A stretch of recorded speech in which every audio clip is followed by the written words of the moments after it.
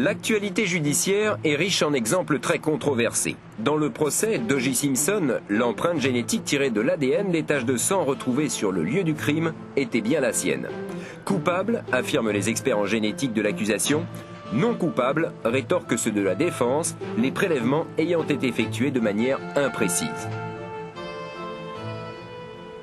Dans ce laboratoire de la police scientifique de Lille, sur 1000 crimes et délits traités chaque année, 10% passent par une recherche d'ADN, comme dans cette affaire d'inceste où l'on recherche des traces de sperme sur un chemisier d'enfant.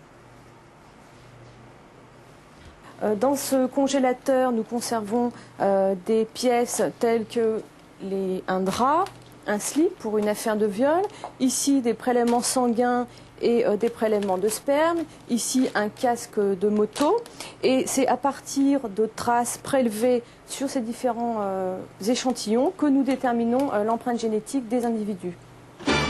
Tout commence sur le lieu du crime. La police s'entoure bien sûr d'un maximum de précautions pour prélever tout ce qui pourrait aider à identifier le coupable.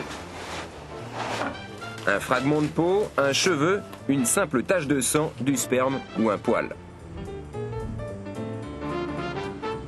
Mais les limites de cette technique sont dans la qualité du prélèvement. Le cheveu d'un policier ou le postillon d'un laborantin pouvant tout à fait se mélanger aux indices et brouiller sérieusement les pistes.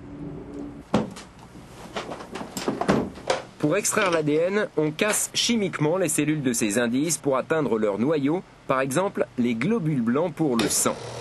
L'extraction est ensuite purifiée grâce à un solvant et au final, on obtient ce flocon d'ADN d'où partiront toutes les recherches.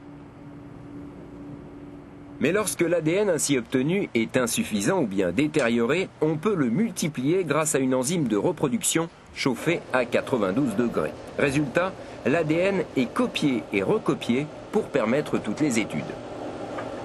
La technique des empreintes génétiques est la plus efficace dans les affaires de viol. Pourquoi? Parce qu'on travaille uniquement si on a détecté la présence de spermatozoïdes et on a actuellement un taux de réussite qui est de 86%.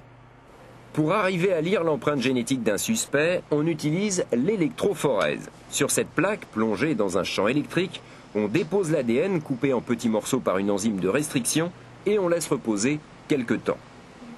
Pour un viol par exemple, on déposera l'ADN du sperme de l'agresseur prélevé sur la victime, puis celle d'un suspect numéro 1 et celle d'un suspect numéro 2.